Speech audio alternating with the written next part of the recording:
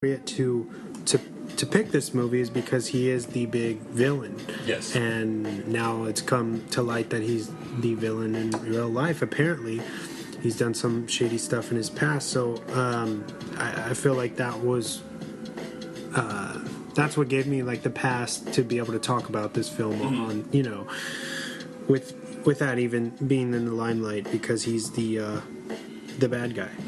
And we don't get to even meet Kevin Spacey's character until pretty much the conclusion. So he doesn't really have much screen time, and for this one at least, I'm able to separate the art from the artist, and no, I don't think it changes the film for me personally. Yeah. What about you guys? For me, not at all.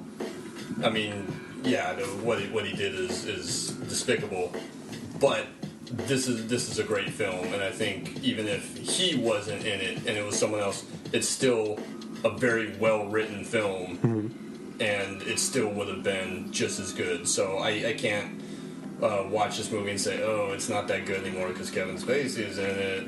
It's still 7. It's still a masterpiece. I think a good movie is just a good movie. Yeah. Besides, it's not like it's fucking House of Cards or something like that. Where he's the main character and he's in it all the time. I mean, shit, like, I told you, like, months back, I still love L.A. Confidential. I'm still going to watch L.A. Confidential. Baby Driver. Even if Spacey is in those, because those movies are so fucking good. And like Susie had said, like, a good movie is a good movie. You know? So I don't think it ruins 7 for me at all, because it was already a great film. It was already a very well written and effective film. Spacey being in it doesn't change it for me. That's not to say if someone else has a different opinion that they're wrong. I'm just saying for me, for you it sounds like, for Susie it sounds like, it doesn't change it. The fact that 7 is awesome.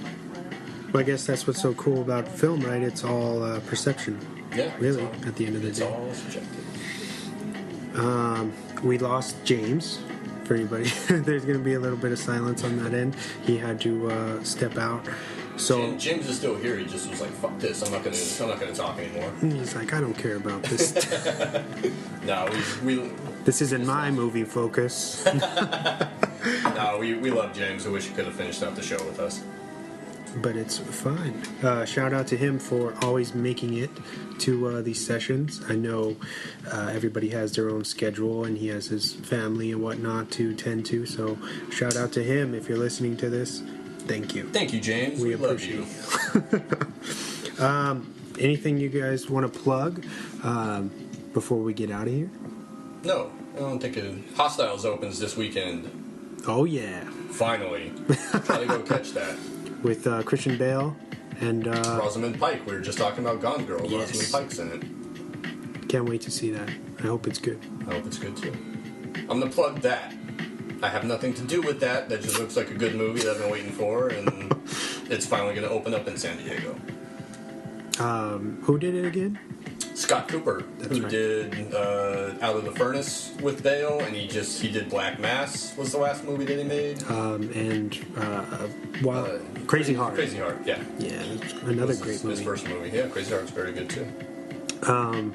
Well, I want to plug my pin shop, which is a pin apart. You could follow our Instagram at a pin apart. Was it _pin_apart? Follow us. We have cool pop culture enamel pins, some pouches now with some nostalgia stuff. And earrings.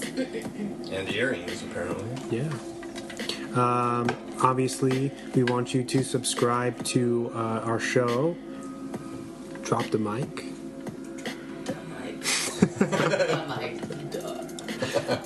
We have our Instagram, which we're super frequent on, which is at @dropthemic_podcast.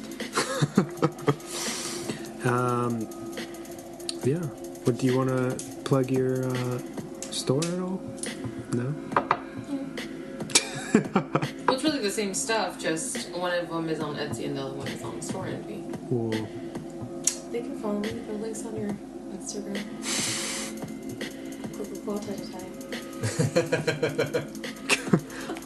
Cool. Tight. Yeah, I think we're all done talking about Seven. But I agree with you, man. I think we should come back sometime soon and do a retrospective on Mr. Fincher's work. You definitely need to split that in 2 parts, as we found out with the Tarantino shows. There's just way too much to cover in one episode. So I think a 2-parter is probably apt, especially since we spent 2 hours talking about Seven right now. Yeah, we'll be coming back with that soon. Can't wait. I want to be back on that show. Yeah, with Chris. Thanks to you for being able to come on. So you were just on for which episode was it? The best of 2017, which is about 4 episodes ago. Yeah, I feel like that seems like pretty recent for you to... I wasn't being... you're a busy guy. I wasn't sure you were going to be able to come back so soon, so I was stoked that you could be on this one. Well, you asked me, and you were also reviewing one of my favorite films, so yeah, I'll definitely try to make the time. Cool, man. And, you can have me back whenever. We definitely will have you back. I'll be more than happy to come on. Even if you got a spot to fill. James can't come through, and anyone else might not be able to. You guys are really cute. It's just like, okay, I'll see you later. All right, I'll see you. Bye. Bye. Okay, sounds good. Bye. I'll talk to you later, all right? I'll give you a call. Alrighty, I'll text you later.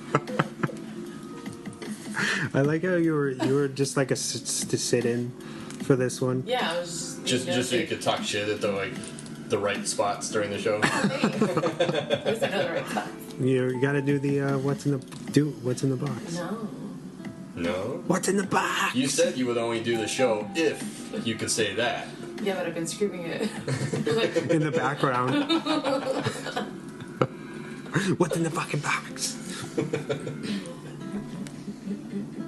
Yeah. I guess we're gonna get out of here then. I guess. Yeah. Unless you want to say goodbye for another 5 minutes. You can have me on whenever, Wesley. I like doing the show. Yeah? Yeah, you get a good movie to do. Yeah, man, maybe we can do another 10 hour. 10 hours on, like, fucking, puppy commercials. Do you know what James's movie is for next week? I don't. He slipped out without telling me. So, hopefully it's something... I think it's something... I hope it's something... I hope he can top me, I guess, for this week. Ooh. But he's pretty fire on his picks. So at least for the last couple ones, yeah, he's been spot on with his stuff. This is such a dark and grimy. So this was my thing. Movie. I didn't understand. Well, not something I don't understand, but for me, it's not necessarily so like horror, so like graphic because you don't see the killings. No. Because you don't see the head. You see blood. But it's like I said. It's a mind fuck. Yeah, it's a mind fuck, but God, it's so bleak. Like, there's no happy ending whatsoever. You're bleak.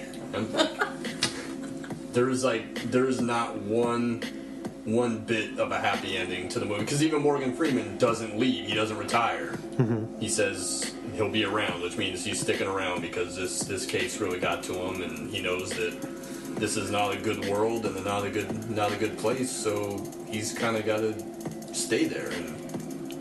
It's kind of reminiscent of No Country, where he comes to a realization that, things aren't like the olden days, I guess. Yeah. Right? Yeah. Where it's like the world is different. It's a different place. And he kind of can't get past that, because even he has that great little scene with the captain where he talks about, a man was robbed and then just as the guy was done robbing him, he stabbed him in both eyes, just because. And he says, I don't understand this place. It's a great place to stop, I think. Yeah. But anyway, thank you both for doing this. Thank you for having episode. me. It was a blast. And, No, thank you. No. Until next time, smart asses. Wait. We didn't say goodbye for another 10 minutes. He's a fucking assholes. All right, good night, guys, and happy Friday. Happy Friday. Night, nurse.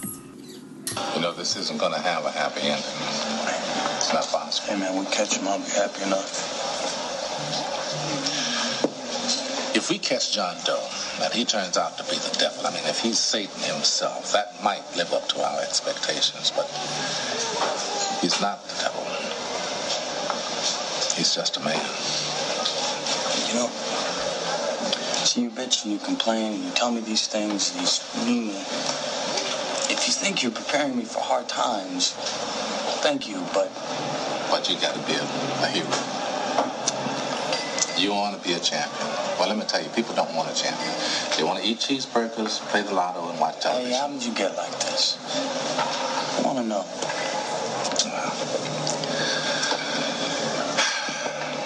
There wasn't one thing, I can tell you that. Go on. I just don't think I can continue to live in a place that embraces and nurtures apathy as if it was a virtue. You know different. You know better. I didn't say I was different or better. I'm not. Hell, I sympathize. I sympathize completely. Apathy is a solution. I mean, it's easier to lose yourself in drugs than it is to cope with life. It's easier to steal what you want than it is to earn it. Yeah. It's easier to beat a child than it is to raise it. Hell, love costs. It takes effort and work. We are talking about people who are mentally ill. We are talking about people fucking crazies. No. Yes. No. Today. We're talking about everyday life here. You can't afford to be this naive. Fuck off. See, you should listen to yourself. Yeah. You say that the problem with people is that they don't care. So I don't care about people. That makes no sense. You know why? You care. You want to know? Damn right. And you're going to make a difference. Whatever. The point is that I don't think you're quitting because you believe these things you say. I don't. I think you want to believe them because you're quitting. You want me to agree with you and you want me to say, yeah, you're right. It's all fucked up. It's a fucking mess. We should all go live in a fucking log cabin. But I won't. I won't say that. I don't agree with you. I do not. I can't.